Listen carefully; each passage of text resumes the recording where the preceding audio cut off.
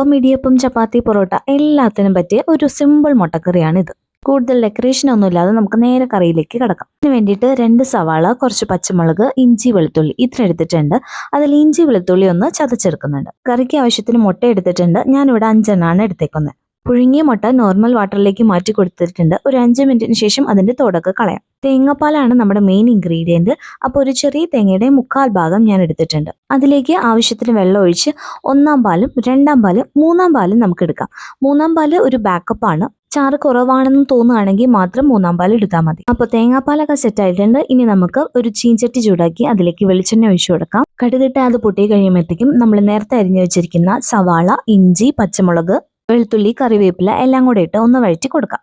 ഇത് അത്യാവശ്യം നന്നായിട്ടൊന്ന് വഴന്ന് വന്നു കഴിയുമ്പോഴാണ് നമ്മൾ ഇതിലേക്ക് പൊടികളൊക്കെ ചേർത്ത് കൊടുക്കുന്നത്. സവാള വേഗം വഴന്ന് കിട്ടാൻ വേണ്ടിയിട്ട് ഉപ്പ് ചേർത്തിട്ടുണ്ടായിരുന്നു, പക്ഷെ അതിന്റെ വീഡിയോ എടുക്കാൻ മറന്നുപോയി. അത്യാവശ്യം നല്ല ബ്രൗൺ കളർ ആയി കഴിയുമ്പോൾ നമ്മൾ ഇതിലേക്ക് പൊടികൾ ചേർത്ത് കൊടുക്കും. ഞാനിവിടെ മല്ലിപ്പൊടി, മഞ്ഞൾപ്പൊടി, മുളക് പൊടി ഇതെല്ലാം കൂടെ റോസ്റ്റ് ചെയ്ത് വെച്ചിരിക്കുന്നതാണ്. ഇങ്ങനെ ചെയ്യുമ്പോൾ എന്താ ഗുണം എന്ന് വെച്ചാൽ നമുക്ക് കറികളിലേക്ക് പെട്ടെന്ന് അത് ആഡ് ചെയ്യാൻ പറ്റും. അതുപോലെ പൊടി കുറവാണെന്ന് തോന്നുകയാണെങ്കിൽ നമുക്കിത് ലാസ്റ്റ് ആണെങ്കിൽ ആഡ് ചെയ്യാം, കാരണം ഓൾറെഡി റോസ്റ്റഡ് ആണ്. അപ്പോൾ പച്ചമണമൊന്നും മാറേണ്ട ആവശ്യമില്ല. പിന്നെ പൊടിയെല്ലാം ചേർത്ത് എല്ലാം കൂടെ നന്നായിട്ടൊന്ന് മിക്സ് ചെയ്തെടുക്കുന്നുണ്ട്. ഇനി നമ്മൾ ഒഴിക്കുന്നത് തേങ്ങാപ്പാലാണ്. ഫസ്റ്റ് 2-ാം പാൽ ഒഴിച്ചിട്ടുണ്ട്. അത് കഴിഞ്ഞിട്ട് എല്ലാം മിക്സ് ആയി കഴിയുമ്പോൾ നമ്മൾ 1-ാം പാലും കൂടെ ആഡ് ചെയ്യും. തേങ്ങാപ്പാൽ ഒഴിച്ചിട്ട് തിളപ്പിക്കരുത് എന്ന് പറയുന്നതിനോട് എനിക്ക് അത്ര യോജിപ്പില്ല. കാരണം ഞങ്ങളിവിടെ എല്ലാം തേങ്ങാപ്പാൽ ഒഴിച്ച് കഴിഞ്ഞിട്ട് തിളപ്പിക്കാറുണ്ട്. അങ്ങനെ ചെയ്യുമ്പോൾ ഈ കറിയൊന്നും അധികം കേടുകൂടാതെ ഒരു 2 ദിവസമൊക്കെ ഇരിക്കും. ഇനി ഇതിലേക്ക് എരിവിനാവശ്യത്തിന് കുറച്ച് കുരുമുളക് പൊടിയും പിന്നെ ഇതിന്റെ സീക്രട്ട് ഇൻഗ്രീഡിയന്റ് ആണ് ചിക്കൻ മസാല. ഞങ്ങളിവിടെ പൊതുവെ ഈസ്റ്റേണിന്റെ ചിക്കൻ മസാലയാണ് യൂസ് ചെയ്യാറുള്ളത്. ഏത് ബ്രാൻഡ് ആയാലും കുഴപ്പമില്ല.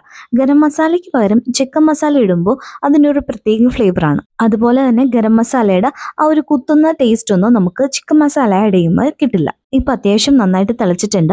ഇത് 2 ദിവസത്തേക്ക് നിങ്ങൾക്ക് സൂക്ഷിക്കണമെങ്കിൽ കുറച്ചധികം ക്വാണ്ടിറ്റിയിൽ ഉണ്ടാക്കിയിട്ട് 2 പാത്രത്തിലായിട്ട് വെച്ചാൽ മതി. സെർവ് ചെയ്യുന്നതിന് മുമ്പ് അതിലേക്ക് മുട്ട ആഡ് ചെയ്യും. മുട്ടയെല്ലാം നമ്മൾ ക്ലീൻ ചെയ്ത് വെച്ചിട്ടുണ്ടായിരുന്നു. അപ്പം നമ്മുടെ തിക്ക് ഗ്രേവിയിലേക്ക് മുട്ട ആഡ് ചെയ്ത് കൊടുക്കാം. ഇനി ഇതൊരു 5 മിനിറ്റ് ആ മുട്ട ആ ഗ്രേവിയിൽ ഒന്ന് മുങ്ങിക്കിടക്കുമ്പോഴത്തേക്കും നമ്മുടെ കറി ഇവിടെ റെഡി ആയിട്ടുണ്ട്. ഇനി മുട്ടക്കറി ഉണ്ടാക്കുമ്പോൾ ഇതുപോലെ ചിക്കൻ മസാല ആഡ് ചെയ്ത് എന്തായാലും ട്രൈ ചെയ്ത് നോക്കുക, ഇഷ്ടപ്പെടും. തലേന്ന് നമ്മുടെ ഗ്രേവി ഉണ്ടാക്കി അതിന്റെ ചൂടാറിയതിനു ശേഷം ഫ്രിഡ്ജിലേക്ക് എടുത്തു വെച്ച് പിറ്റേ ദിവസം നമ്മൾ ബോയിൽഡ് എഗ് ആഡ് ചെയ്തിട്ട് ഒന്ന് തിളപ്പിച്ച് കഴിഞ്ഞാൽ നമ്മുടെ കറി റെഡി. പോലത്തെ റെസിപ്പീസിനെ കൂടെ കൂടിക്കോ.